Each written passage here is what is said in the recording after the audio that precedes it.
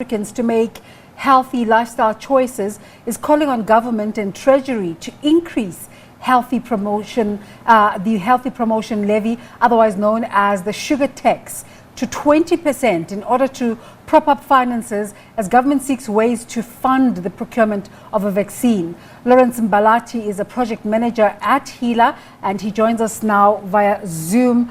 A very good morning to you. Is it still morning? I think it's past morning. We're in noon now. Thank you so much for making the time to talk to us.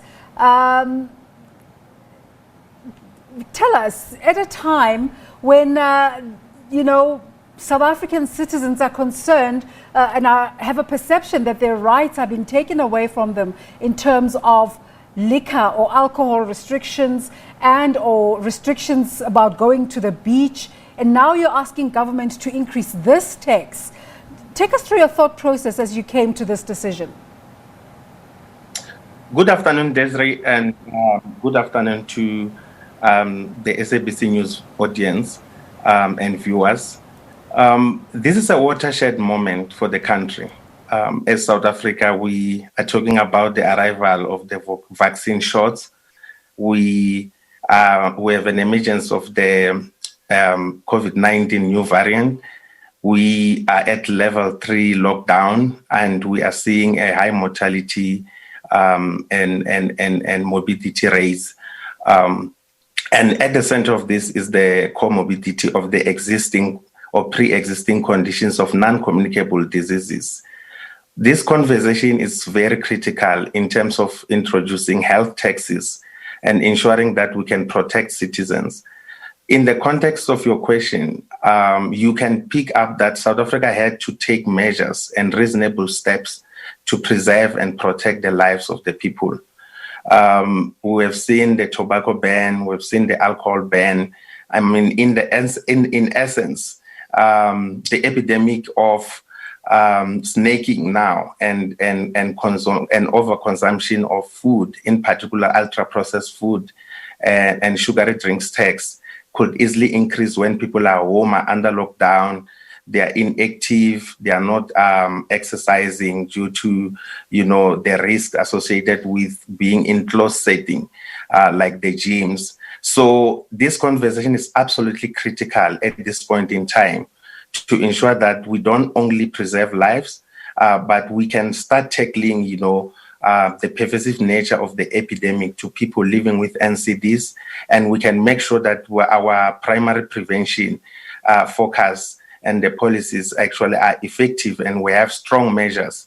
And one of the things is introducing health taxes. One, to also look at funding the vaccine. We know the national fiscals are drying up, and funding now remains the issue.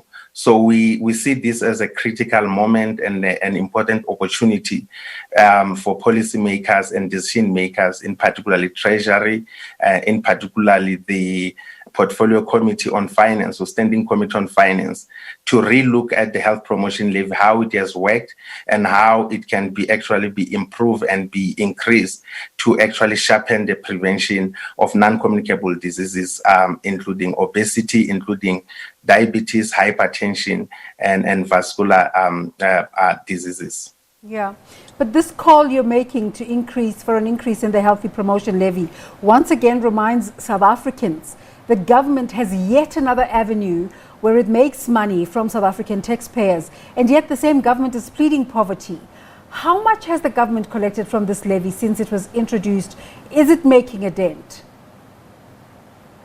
I think that's a very critical question. So in the first year, between 2008 in April and 2019 in April, in the first year after the implementation of the health promotion levy, the health promotion levy had raised in revenue over 3 billion rands.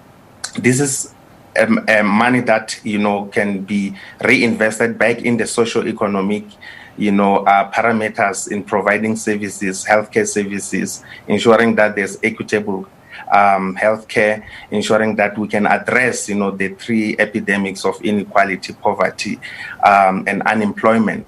So it's a crucial tax in terms of fiscals, but it's also important in terms of responding to the growing, non-communicable diseases and the rise of obesity and diabetes. 51% of South Africans die from non-communicable diseases combined.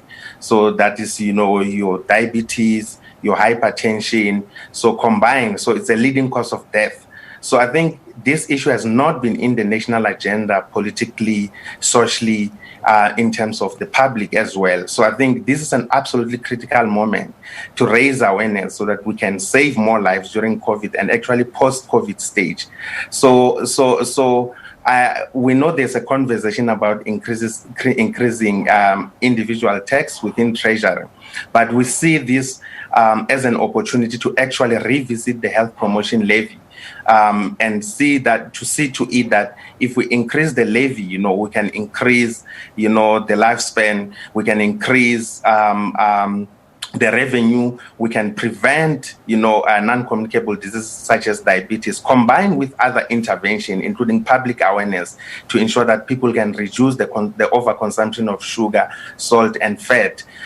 So this is an absolutely critical moment that, Desiree, you'll remember when before tobacco was regulated, 4 people out of 10 were actually smoking.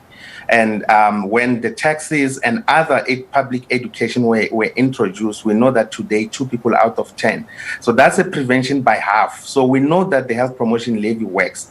There's a study that was done by VETS in Soweto that has shown that 1 year after the implementation of the health promotion levy, your middle to high consumers have reduced in 2 and to 7, intake per day of sugary drinks.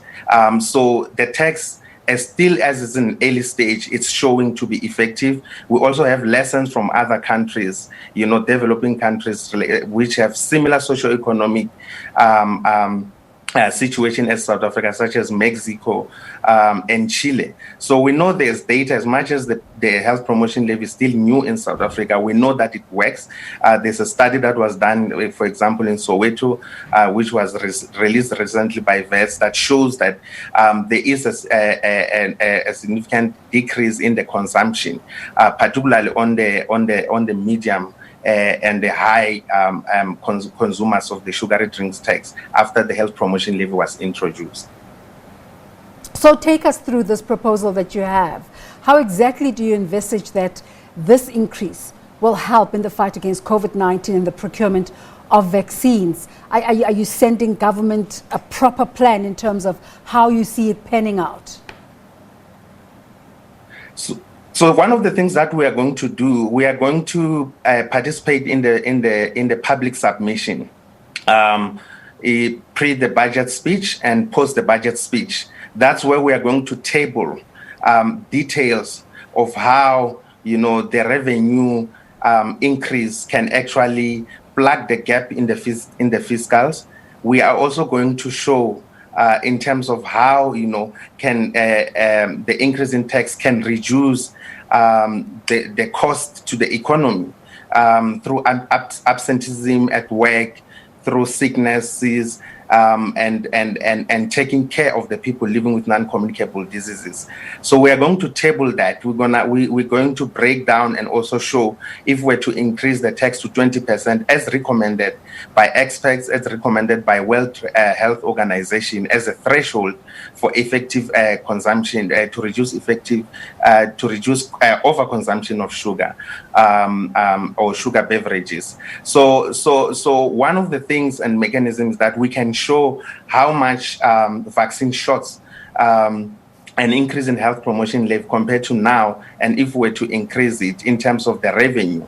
And we can do, a very simple analysis in terms of all even other maybe salaries for community healthcare workers who are in the front line of tackling the COVID-19. So we're going to have a very detailed plan. We're going to have a detailed submission to the portfolio committee as well as treasury to ensure that we can actually relook. And Heala is actually pushing for that increase to ensure that we can have a protected society, we can have effective policies that actually can redress and moving forward to ensure that we can cut down on this time bomb of the non-communicable diseases. So we asked our viewers to weigh in on this conversation, and one of them on Twitter, Real Issues, Renly ACG, says, who must pay tax with what income? Of course, that conversation, going into that overall conversation about job losses in the country and people not necessarily being able to pay taxes. What would be your response to this question?